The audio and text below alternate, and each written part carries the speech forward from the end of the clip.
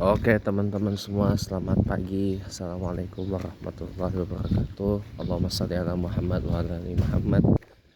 La haula wala quwwata illa billah. Tadi aku bawa minum ya. Ntar dulu. Oke teman-teman, bismillahirrahmanirrahim. Kali ini di hari Sabtu 16 Sya'ban 1446 Hijriah, bersamaan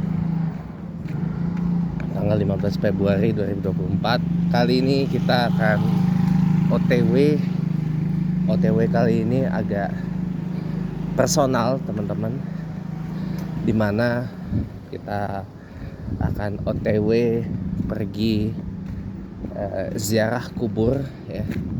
Kalau bahasa orang sini nyekar teman-teman, dimana saya di sini akan menunjukkan pada teman-teman semua, para viewer, para subscriber, para likers dari saya, tempat peristirahatan dari almarhum papa saya, papa kandung saya, yang juga menjadi tempat peristirahatan terakhir dari kakek saya yang saya panggil dengan sebutan opung, dan nenek saya dari pihak papa yang saya panggil nenek. Itu jadi satu ininya, kuburannya. Ada VW Sirocco tuh. Ada VW Sirocco yang mana itu ya? Oh, Sirocco R teman-teman, yang tinggi.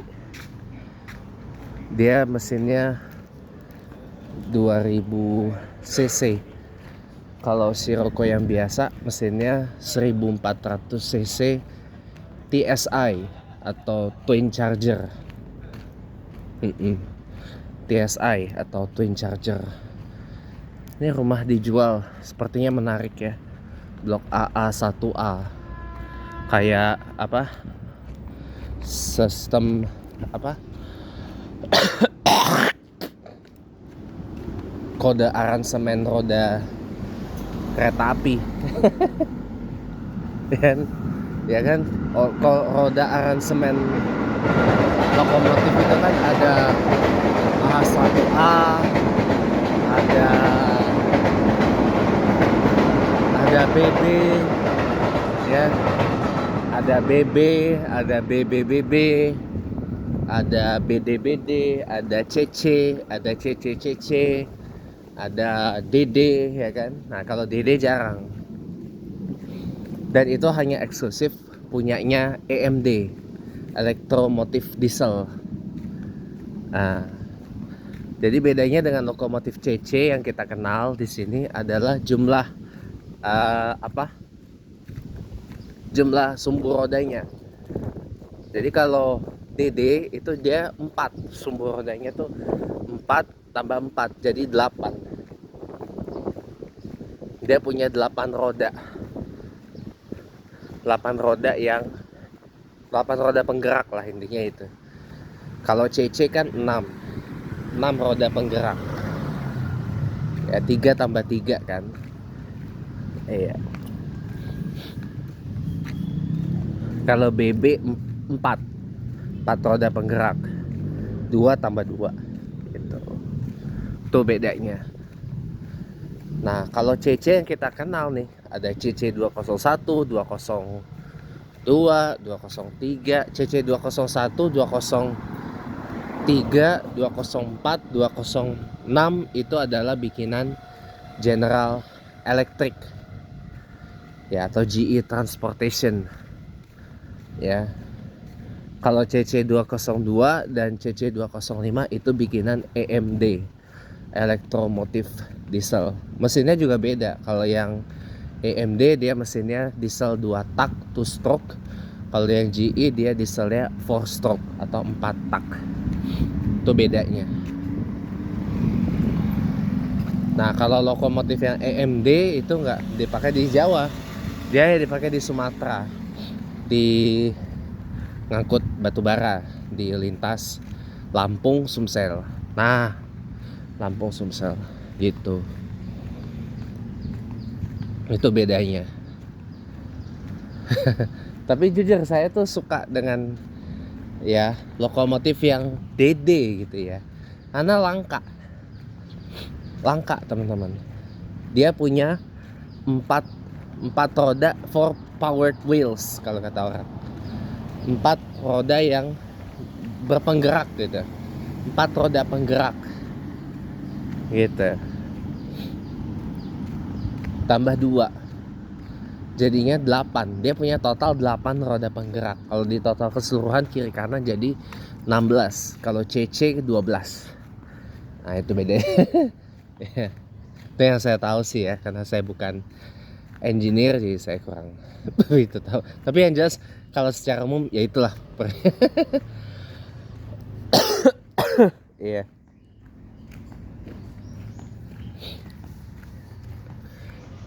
Nah teman-teman, kali ini ya, ini kenapa saya semangat banget pengen nyekar ya, not because of personal domestic problem ya, bukan karena masalah di rumah atau gimana, nggak ada domestic problem apapun sampai saat ini, nggak ada masalah di rumah apapun sampai saat ini. Meskipun ada aja masalah di rumah, ada aja hal yang saya lagi males banget, lagi bete banget ya, tapi itu nggak akan saya ungkapin ya, karena nggak guna juga sih. Tapi ya ini lebih ke arah apa ya, ya pertama kali saya nyekar jelang bulan Ramadan dalam berapa tahun ya, dalam 5 tahun.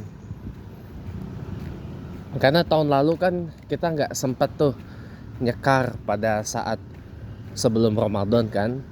Tahun lalu kita nggak nyekar pada saat sebelum Ramadan. Tahun 2023 pun juga sama ya, karena masih terkendala oleh pemberlakuan PPK, kalau nggak salah pemberlakuan PPKM ya, pemberlakuan PPKM ya. Dan di tahun 2020 sampai dengan 2022 ya kita nggak bisa nyekar karena terkendala dengan pada saat itu pelaksanaan PSBB untuk mencegah penularan pandemi virus corona COVID-19. Jadi ya itu sih yang saya bisa kasih tahu ya,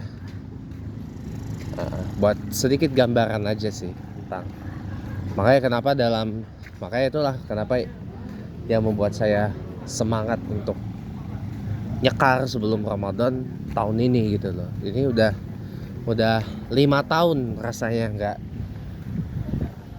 nggak nyekar ke makam papa, ke makam opung, ke makam nenek sebelum Ramadan ya. Tapi kalau di luar jelang Ramadan sih ya bisa dihitung lah gitu. Dan biasanya kalau di Tanah Kusir saya tuh juga sekalian nyekar ke makamnya tante saya, almarhumah tante saya, adiknya mama yang nomor 6 dari 7. Pak Ade. Nah kalau dari mama tuh kan ada 7 bersaudara ya kan. Nah mama kan anak nomor 3 anak nomor 3 dari 7 saudara. Cakep juga nih Fortuner Culture nih, lihat tuh, Fortuner Culture Thai style. Wah, stylenya Thailand banget nih. Tapi dia belinya yang VRZ, bukan yang GR Sport. Jadinya nanggung kalau di blackout. Coba belinya yang VRZ. Nah demi obrolan kita bisa panjang, jadi saya jalan kaki aja ke Tanah Kusirnya. Sebenarnya dari rumah ke TPU Tanah Kusir itu kita bisa bilang deket ya. Karena nggak terlalu jauh juga jaraknya. Nanti saya akan tunjukin deh lewat mana kalau dari rumah ke Tanah Kusir. Nah kita lewat jalan yang biasa saya laluin tuh kalau saya mau ngajar ngaji di daerah Ropapan Atas. Tapi dalam kesempatan ini ada perbedaannya, kita nggak lewat sana, kita lewatnya yang di sebelah kanan situ tuh ya. Cuma ini saya melipir dulu ke kiri karena itu kan lagi padat ini ya. Jadi teman-teman ya, eh saya apa ya? Saya cerita ya. Eh, jadi kalau dari mama saya itu kan, mama itu kan anak ketiga dari kakek nenek saya yang saya panggil ya nenek Palembang kan. Anak ketiga dari 7. Nah, tante saya, adik mama yang nomor 6 ini juga dimakamin di Tanah Kusir. Tapi bedanya dimakaminnya tuh di bawah. Ya, tapi maaf nggak bisa saya tunjukin ya teman-teman ya, karena memang kegiatannya berlanjut teman-teman. Karena memang kegiatannya berlanjut. Jadi ketika saya sudah di makam papa, makam opung, makam nenek itu, begitu ke makam tante biasanya saya matiin kamera. Ya karena memang mau fokus di kegiatannya karya daripada kontennya gitu loh. Ya. Mau fokus di kegiatannya karya, bukan fokus di kegiatan kontennya gitu loh. Jadi itu teman-teman ya, kalau dan teman-teman juga akan tahu kok ya, mengapa saya sangat begitu peduli dan ya boleh dikatakan cintalah kepada bangsa dan negara Indonesia dan peduli akan situasi kondisi bangsa dan negara Indonesia, dan juga tidak melupakan agama bangsa dan negara Indonesia, agama Islam bangsa dan negara Indonesia lebih tepatnya. Nanti teman-teman akan tahu ya ketika saya tunjukkan makam tempat peristirahatan dari papa saya, dari opung saya dan nenek saya. Teman-teman mungkin taunya yang di rumah itu kan adalah bapaknya saya kan? Bukan. Ya memang itu bapaknya saya, tapi itu bapak tiri. Kan saya manggilnya ayah. Itu ayah tiri saya. Ayah sambung saya, orang Cirebon. Ya sekarang jadi staf ahli SDM berkualitas di Kemenko Pembangunan Manusia dan Kebudayaan atau Kemenko PMK. Staf ahlinya Menteri Koordinator Bidang Pembangunan Manusia dan Kebudayaan, Menko PMK. Pak Pratikno sekarang menterinya, mantan Menteri Sekretaris Negara atau Mensesnek di era mantan Presiden Joko Widodo. Mensesnek 2 periode di era Presiden Joko Widodo. Ya, sekarang ditugaskan oleh Bapak Presiden Prabowo Subianto sebagai Menko Bidang Pembangunan Manusia dan Kebudayaan. Yang dipecah 2. Satunya lagi adalah Menko Bidang Pemberdayaan Masyarakat, Menko PM atau Menko Pemas, Kemenko Pemas. Ya, yang dijabat oleh Kiai Haji Abdul Muhaimin Iskandar, mantan Wakil Ketua DPR periode 2019-2024 ya. Jadi gitu teman-teman ya. Jadi gitu.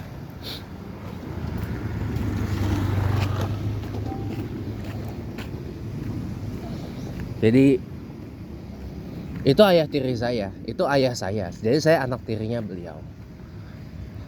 Itu ayah tiri saya, ayah sambung saya. Nikah dengan mama itu sejak 2005 bulan Desember. 23 Desember 2005, saya ingat banget itu. Ya. 23 Desember 2005 nikah di Masjid Jami Bintaro Jaya. Nah, beliau itu kan Nah, beda dengan mama saya. Kalau mama saya kan ibaratnya statusnya janda cerai mati kan. Kalau ayah tiri saya, ayah sambung saya tuh pada waktu awal statusnya duda cerai, cerai hidup. Karena kan beliau cerai dengan mantannya beliau kan. Saya punya adik sambung, adik tiri bawaan dari beliau satu ya. Udah nikah sekarang. Udah nikah, cuma berapa bulan bedanya dari saya. Udah nikah, tinggal di sana tuh, di di Australia katanya. Tinggal di Australia. Udah nikah sekarang. Iya, dapat lagi satu lahir dari rahimnya mama saya. Itu tahun 2007 SMA ini mau OTW masuk kuliah itu. Jadi itu buat yang belum tahu. Jadi kalau ditanya kok ini papa ada ayah gitu ya. Kalau papa tuh merujuk kepada papa kandung saya, ayah kandung saya, ayah lahir saya, ayah biologis saya gitu loh. Ayah biologis saya. Biological father kalau bahasa Inggrisnya. Kalau yang ini tuh stepfather kalau bahasa Inggrisnya. Stepfather. Nah, kalau adik tiri saya tuh ada step brother atau half brother dan ada half sister. Itu yang di rumah tuh half sister saya gitu loh. Jadi seibu beda bapak gitu. Jadi saudara seibu tapi beda bapak gitu loh. Kalau yang satunya lagi itu step brother. Karena beda ibu beda bapak. Ya. Saya anak tunggal, teman-teman. For those who don't know ya. Saya anak tunggal. The one and only dari papa saya almarhum, papa kandung saya dan mama saya, anak tunggal. Nah, step brother saya yang tinggal di Australia dan ipar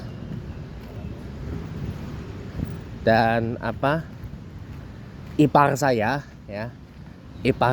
Adik ipar saya, step sister in law ya, yang tinggal di Australia itu juga anak tunggal dari ayah tiri saya dan mantan istrinya yang sebelumnya gitu. Nanti saya cerita deh pertama kenalnya itu di mana ya. Pertama kenal di mana. Nah, kalau adik saya ini, half sister saya ini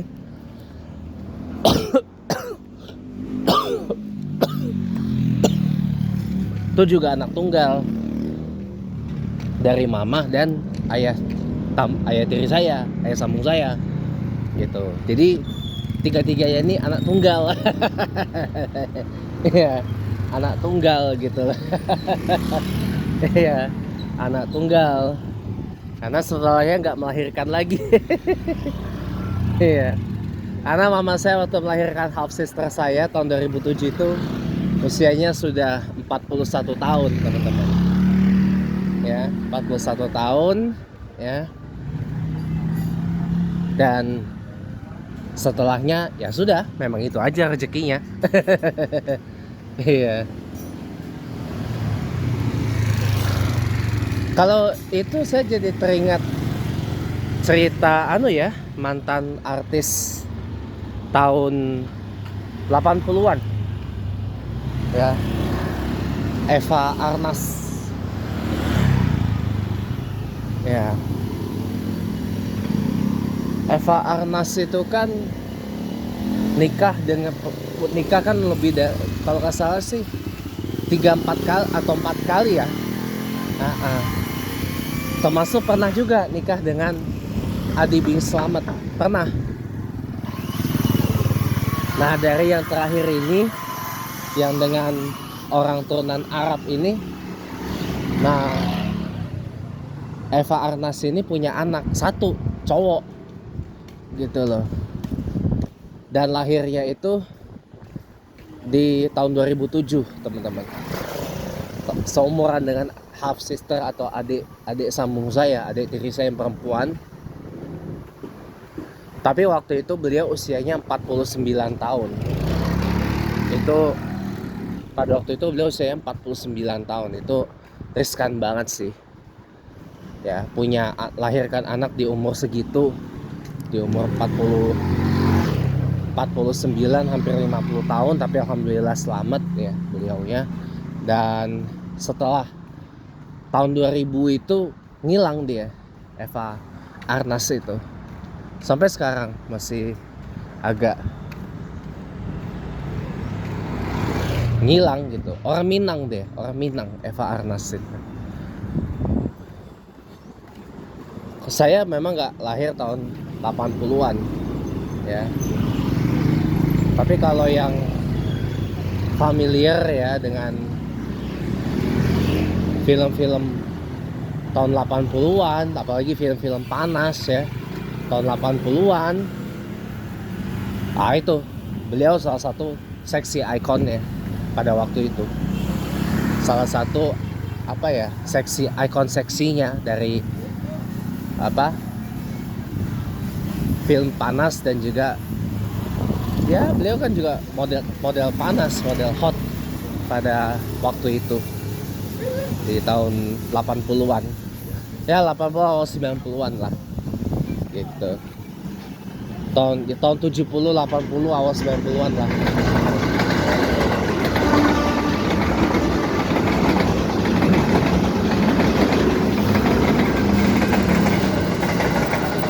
Saya jadi keinget itu tentang Eva Arnas. Saya cerita gini teman-teman ya. Awal mula perkenalan mama dengan ayah tiri saya, ayah sambung saya. Jadi semua itu berawal dari 21 tahun yang lalu, 2004 ya. Tahun 2004 itu mama saya naik haji untuk pertama kalinya. Sekaligus jadi anggota di keluarga mama saya tuh, dalam konteks anak ya. Dalam konteks anak itu, mama saya itu adalah anak pertama dari yai dan nenek saya yang naik haji tahun 2004. Sebelumnya kan cetak sejarah, habis papa saya meninggal kan, jadi anak dari yai dan nenek saya yang pertama menggunakan jilbab, macam ibu yang ada di depan itu. Yang pertama menggunakan jilbab, dan pertama yang naik haji gitu loh, tahun 2004. Nah, singkat cerita ya, ada teman haji mama saya yang sekarang tinggal di Timur Tengah lah itu ya, tinggal di Timur Tengah. Kalau nggak salah sih sekarang dilaporkan tinggalnya tuh di Qatar ya, di Qatar sana, dekat Arab Saudi ya. Kalau nggak salah tinggalnya di situ sekarang itu. Nah, teman hajinya mama saya ini, suami istri ya, ngenalin gitu loh,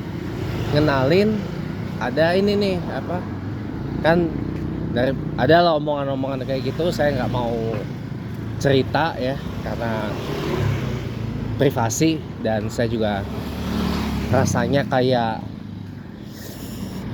tidak sopan gitu loh kalau untuk menginikan urusan orang tua gitu ya, untuk memblow apalagi urusan seperti itu, atau men-share ya urusan seperti itu tuh. Rasanya kalau nge-share kayak gitu rasanya kayak nggak sopan gitu loh. Dikiranya nanti nggak sopan ya, nggak etis lah, dikiranya ini nggak etis, nggak bermoral dan sebagainya gitu. Jadi pokoknya ya adalah omongan-omongan yang kaitannya tentang ya, pokoknya kalau singkat cerita, kalau pakai bahasa anak zaman sekarang kayak gini lah bahasanya. Lo kan lagi sendiri nih ya kan, lo kan baru berapa tahun ditinggal sama laki lo kan. Nah, apalagi lo punya anak, lo kan kerja ngegedein anak lo nih gitu kan. Nah, gua ada nih temen gua cowok, duda punya anak juga, duda ya, ini ya duda lah, duda, ya kan, orangnya ya oke lah gitu kan, ya minimal bisa ya ngenafkahin lo, ngenafkahin anak lo, ya kan, gitu. Duda cerai, dia punya anak atu, mantannya masih ada gitu kan, gitu. Analogikan aja seperti itu. Ya itulah, seperti itulah kalau pakai bahasa yang bahasa orang sekarang gitu ya. Bahasa orang sekarang ya kayak gitulah omong-omongannya.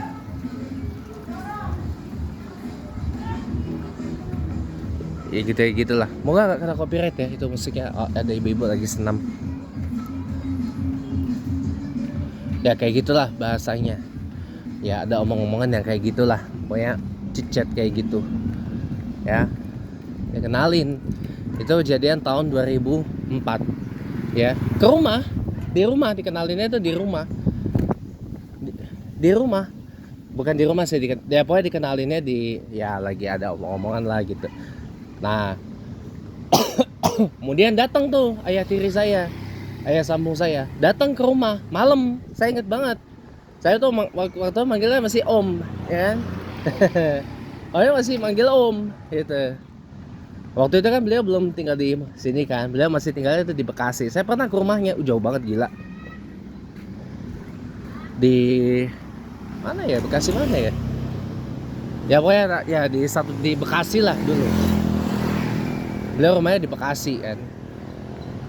Waktu itu masih kerja di BPPT, udah bubar BPPT-nya karena digabung dengan 8 LIPI dan satu lagi tuh ada 4 yang digabung. BPPT, 8 LIPI sama satu lagi bentuk BRIN tahun 2021, Badan Riset dan Inovasi Nasional gitu.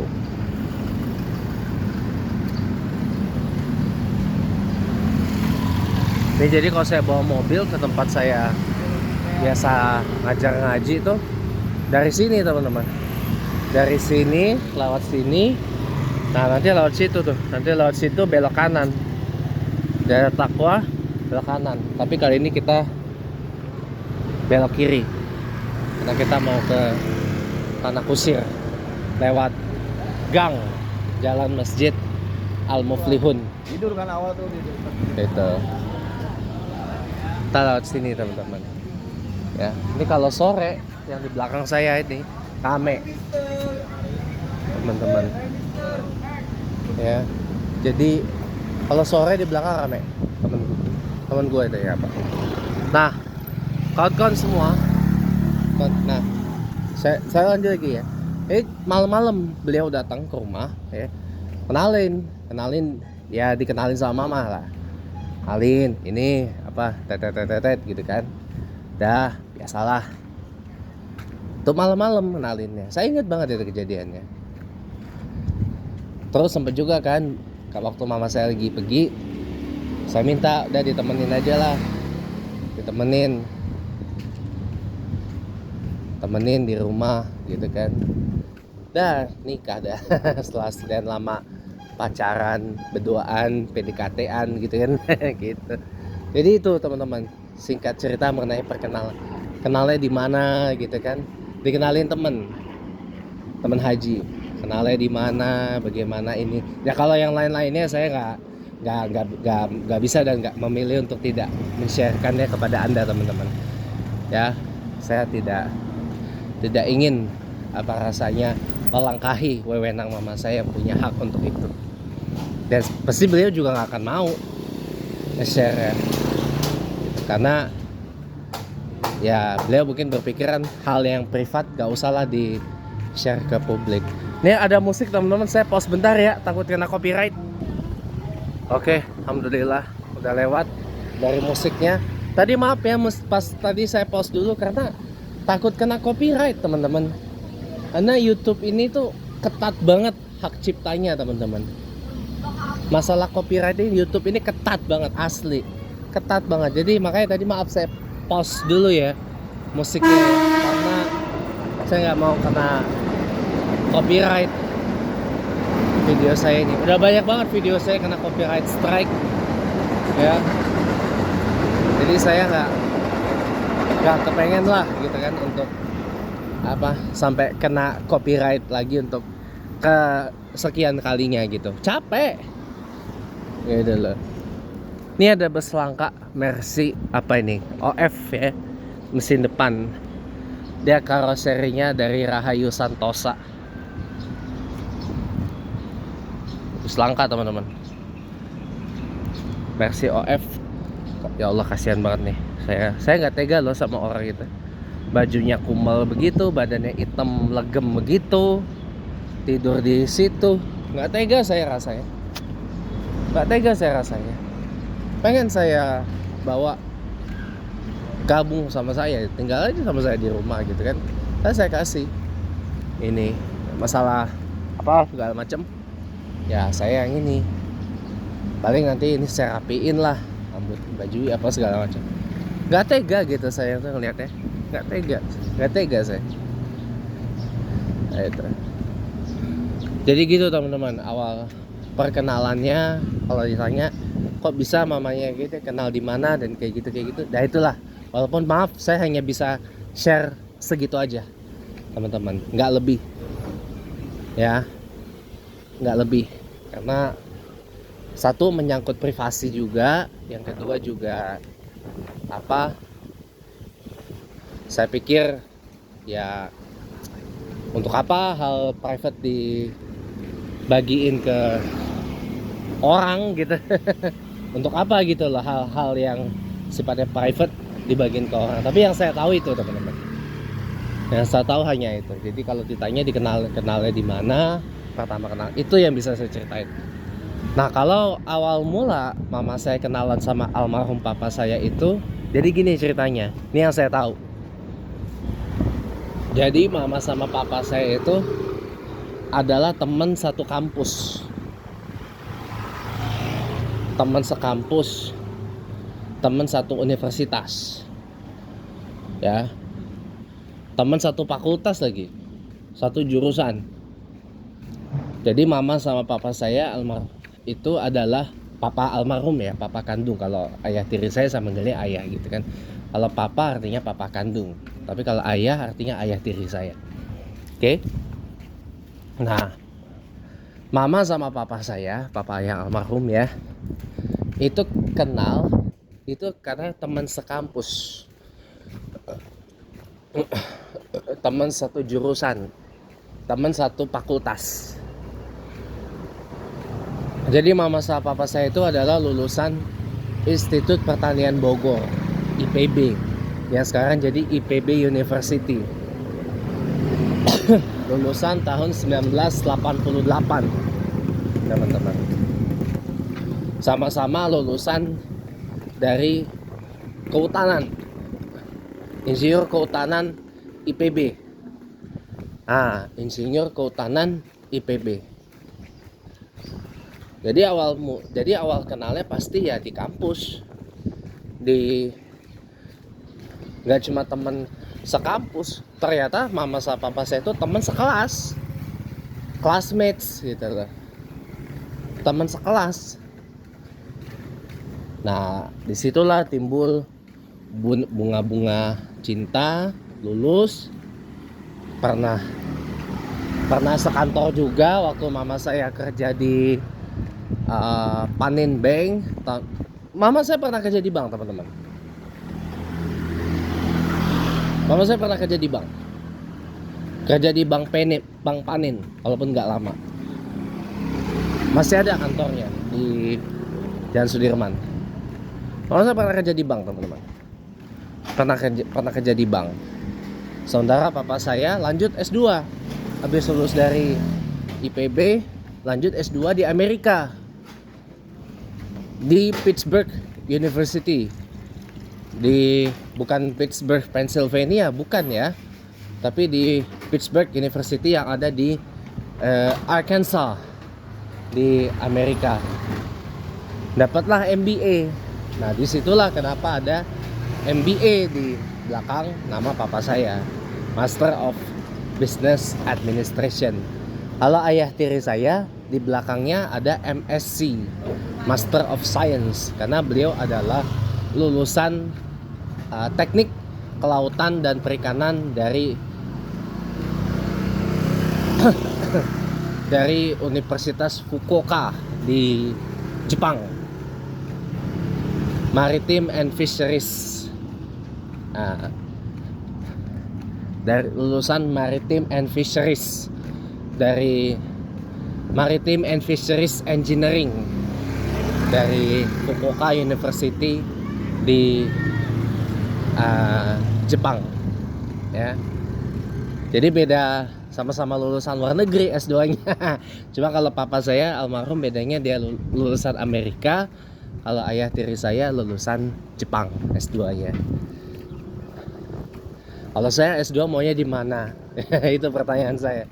Itu pertanyaan teman-teman tanya kan. Sampai saat ini saya memilih untuk kalaupun ada rezeki dan saya memang udah jodoh ya, untuk lanjut lagi ambil S2, saya lebih memilih untuk melanjutkannya di Eropa aja, teman-teman. Di Eropa aja.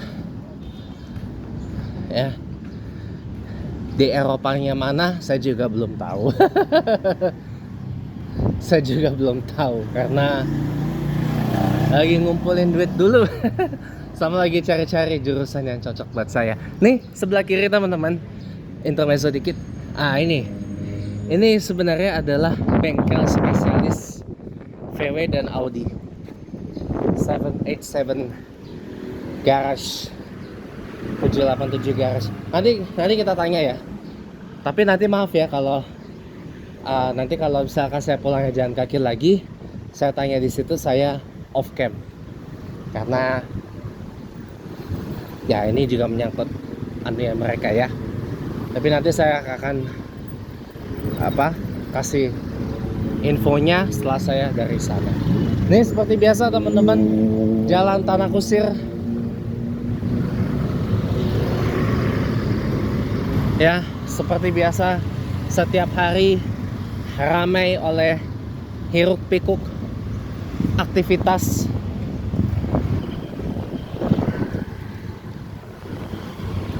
Gak pernah yang namanya gak macet, kecuali kalau libur lebaran, libur Nataru, ya, libur Imlek, ya, cuti bersama pasti sepi, tergantung kondisi juga.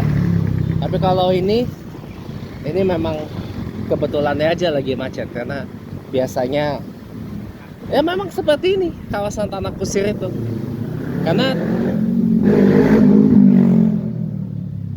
terjadi bottleneck di sana tuh. Terjadi bottleneck di sana yang arah masuk ke pemakaman yang utama ya, di sebelah sana. Nanti saya tunjukin di mana titik bottlenecknya gitu.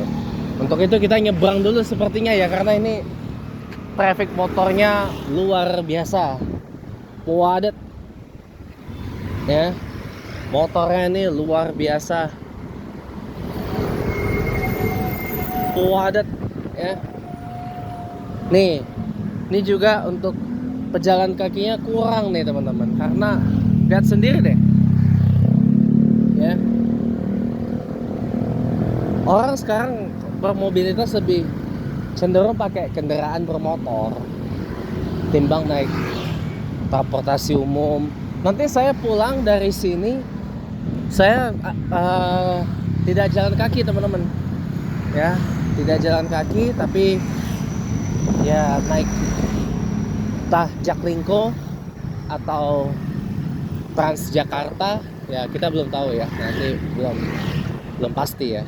Tapi ini buat teman-teman, seperti janji saya tadi saya akan tunjukin titik bottleneck di tanah kusir ini di mana. Berarti saya yang biasanya masuk ke area ini dari yang seberangnya makam Bung Hatta itu akan mundur ke belakang. Tapi nggak apa-apa. Nah, lanjut ya teman-teman ya. Jadi jadi mama saya tuh sempat kerja di bank ya. Oh iya, tadi cerita ya. Ya, kalau tanya saya, halo papa kandung saya S2 lulusan Amerika. Ayah tiri saya, ayah sambung saya lulusan S2 di Jepang. Nah, kalau saya mau S2 lulusan mana? Ya saya bilang ya itu pertanyaannya udah ditanyakan sama mama saya. Ya saya bilang udahlah di Eropa aja lah. Kalau nggak Eropa, Jepang pun jadilah. Iya. Iya. Iya. Bukannya apa-apa, sebabnya satu gini teman-teman ya. Satu, saya sebenarnya nggak begitu suka dengan US loh. Saya nggak begitu suka dengan US ya. Karena satu, US itu tingkat kriminalitasnya luar biasa loh. Waduh, kalau ditanya lebih horor mana? Sama-sama horor ya. Sama-sama horornya, teman-teman. Di sana, mohon maaf ya. Di sana, mohon maaf ya. Yang namanya orang tua digugat sama anak ke pengadilan itu udah biasa, teman-teman. Kalau di sini orang tua digugat anak ke pengadilan lah, bujung pun yang diprotes satu Indonesia. Kalau di sana udah biasa.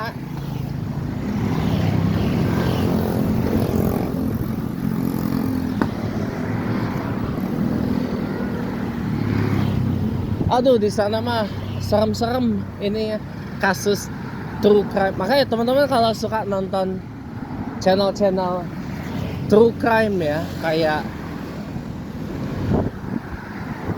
Investigation Discovery, HLN, Code TV, Reality, apa macam banyak lah channel-channel true crime gitu ya, atau program-program true crime gitu ya.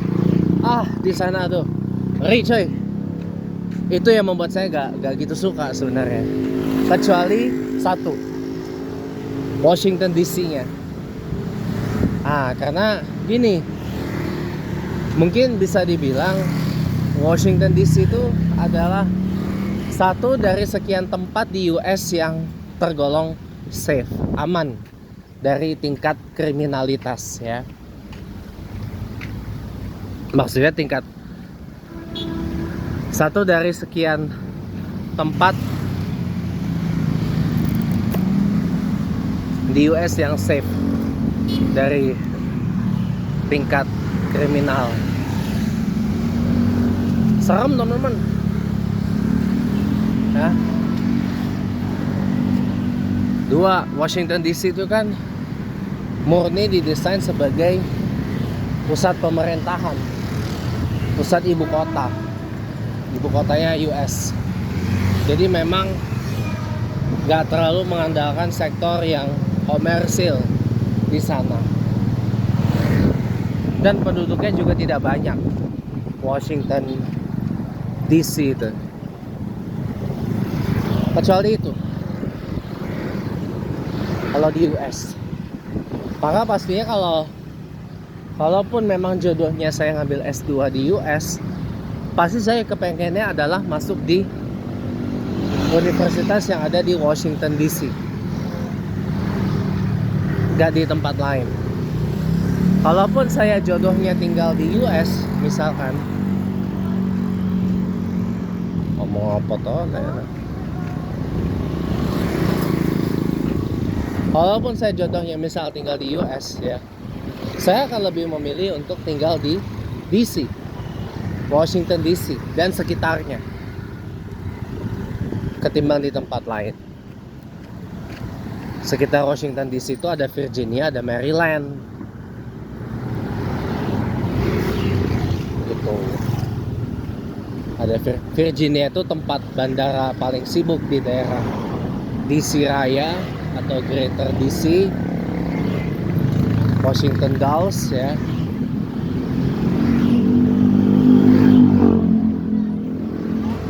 Itu ada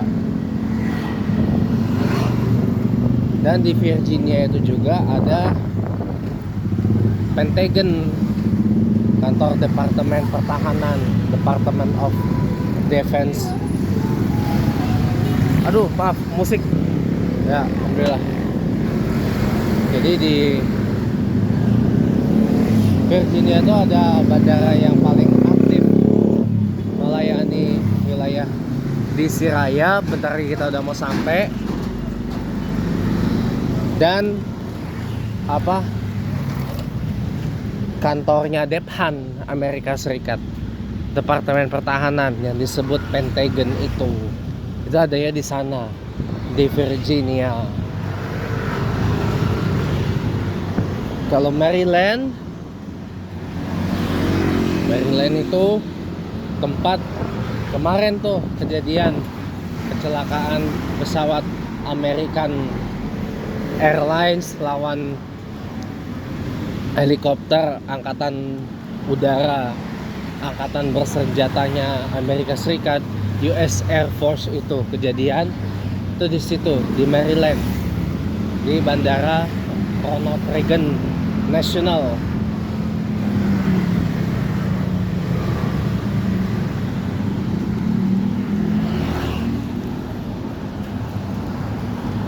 Kalau CX-8 guys sudah diganti sama CX-80.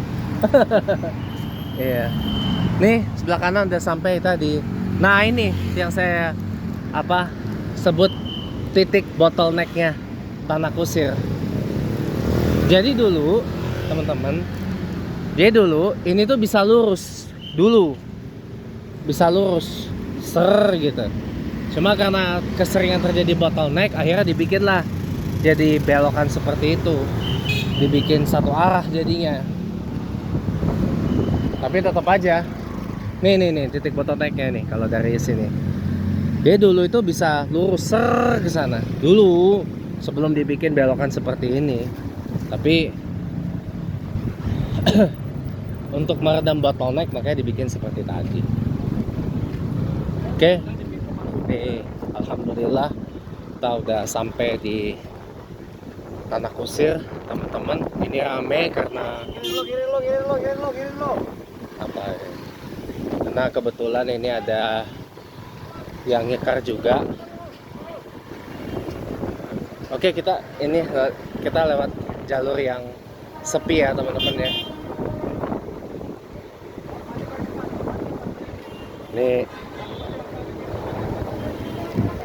Ini kendalanya satu ya, lahannya tidak luas, makanya jalannya sempit. Jadi mobil itu ganti-gantian mau masuk mau keluar. Nih saya tunjukin.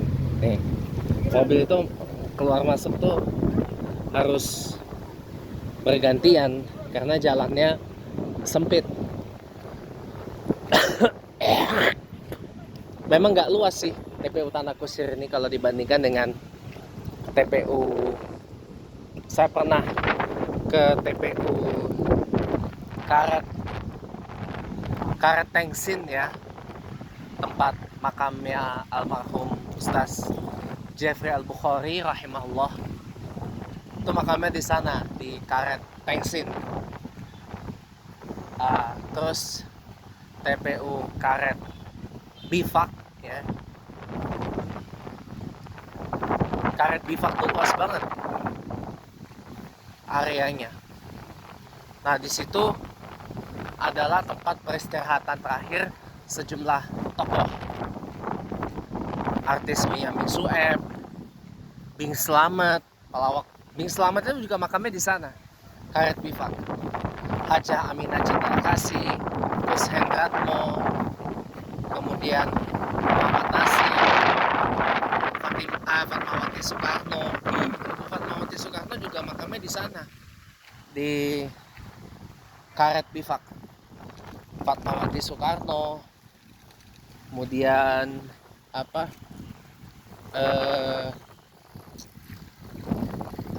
banyak deh. Haji Ridwan Saidi, budayawan tuh. Haji Ridwan Saidi itu di sana, di makaminnya di Karet Bifak. Banyak lah pokoknya tokoh-tokoh yang dimakamin di Karet Bifak. Kalau di sini yang di Tanah Kusir ini yang dimakamin ya Bung Hatta, Hamka, Glenn Fredly. Glenn Fredly makaminnya di sini. Cuma nggak tahu saya di mana dimakaminnya. Dono Warkop, Rina Gunawan. Rina Gunawan di sini juga dimakaminnya. Yang kemarin itu Marisa Haq. Nih Jiro Inao, mantan manajer umum JKT48 di sini dimakaminnya. Dia nggak dibawa ke Jepang. Terus ada Mike Mohede. Nah ini nih makamnya.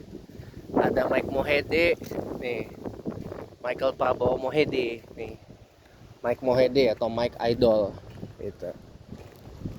Banyak yang dimakamin di Tanah Kusir. Beberapa tokoh ya banyak, gak cuma Bung Hatta dan Hamka saja itu. Terus yang kemarin itu meninggal siapa? Aduh siapa itu? Aduh siapa tuh, bekas orang Polda Metro Jaya itu, Yusri Yunus. Itu juga dimakaminnya di sini. Yusri Yunus itu juga di sini dimakaminnya di Tanah Kusir. Terus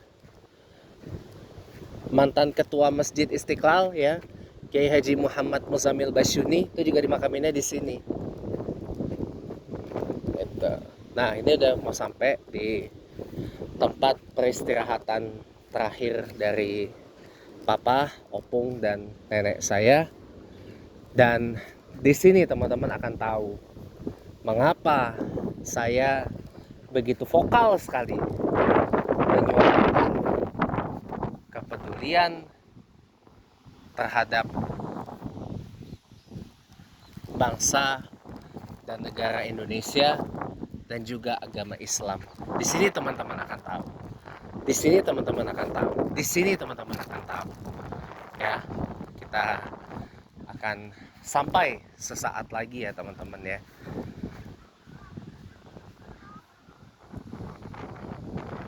Sebentar lagi kita akan sampai. Maaf kalau ingatan saya ini karena sudah agak dari jarak yang terakhir ke sekarang ini cukup lama nggak ke sini.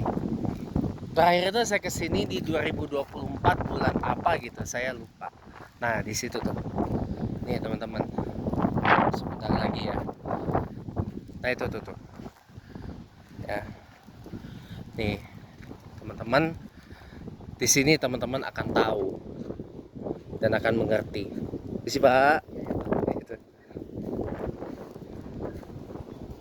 Saya nggak boleh nginjak makam orang, nggak etis. Nih teman-teman, ya, ini aduh kasihan sekali nih nggak ada yang rawat nih, jadi berantakan. Nah inilah teman-teman, mau sendiri dulu maaf ya.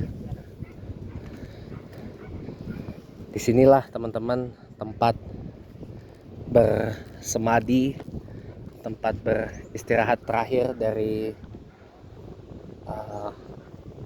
almarhum papa saya, opung saya, dan nenek saya. Dan inilah teman-teman siapa saya. Nih teman-teman harus tahu nih. Inilah yang menyebabkan kenapa saya peduli, cinta, dan begitu vokal dalam menyuarakan apa yang terjadi di bangsa dan negara ini. Ini nama kakek saya, Haji Maralaut Amin Siregar. Jadi saya ini aslinya orang Siregar teman-teman. Pejuang Kemerdekaan Republik Indonesia. Nomor SKEP saya nggak ngerti, 956-8-1981. NPV-nya apa itu saya nggak tahu juga, 8004-199 golongan A. Ini pejuang kemerdekaan. Jadi saya ini cucu dari pejuang kemerdekaan Republik Indonesia. Nih, ini siapa saya teman-teman. Nah ini yang atas ini adalah papa saya, Insinyur Haji Surya Parlindungan Siregar MBA bin Haji Maralaut Amin Siregar. Ini jadi kalau tanya saya Siregar dari mana, ini papa saya lahir, ini papa kandung saya nih, Haji Surya Perlindungan Siregar MBA ini. Ini 6 Maret 1966, beda 3 hari sama mama saya. Meninggal di Jakarta 17 Juni 2001, umur 35 nih. Ini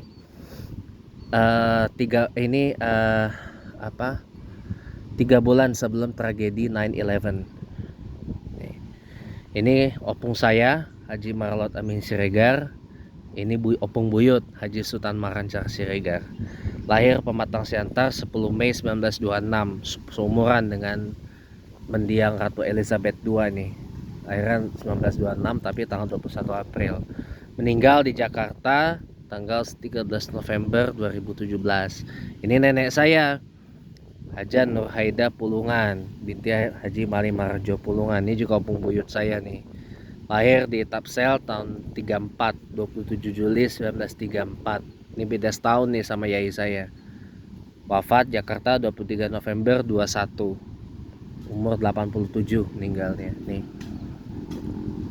Ini papa, ini opung, ini nenek yang bersemadi di liang kubur ini. Tanah Kusir, Blok AD 4 ya, kalau saya nggak salah. Blat 4 Blok Muslim nih. Kenapa saya adalah peduli dan concern kepada kondisi bangsa dan negara Indonesia? Inilah saya. Dan saya sampai kapanpun gak akan bisa lepas dari sini. Ini biar teman-teman tahu. Ini biar semua orang tahu. Inilah saya. Inilah kenapa saya concern dan peduli kepada bangsa dan negara kita. Ya. Demikian ini tempat persemadian peristirahatan terakhir dari papa, opung, dan nenek saya. Ini saya kasih yang lebih lengkap sebagai penutup ya dari 1 jam konten Jacob's Vlog Reborn ini. Hampir sejam ya kita bicara. Termasuk tadi ada 2 kali pause gara-gara musik. Bukan ya, 1 kali pause karena human error ya. Itu tidak saya itu. Terima kasih teman-teman telah menonton. Saya ucapkan selamat menyambut bulan Ramadan 1446 Hijriah. Semoga Ramadan kita nanti adalah Ramadan yang gemoy kualitas ibadahnya, gemoy amalnya, gemoy kesabarannya, gemoy pengendalian nafsunya, dan pokoknya Ramadan yang kualitasnya bukan lagi kualitas platinum tapi kualitas gemoy. Terima kasih teman-teman. Wassalamualaikum warahmatullahi wabarakatuh. Terima kasih telah menonton.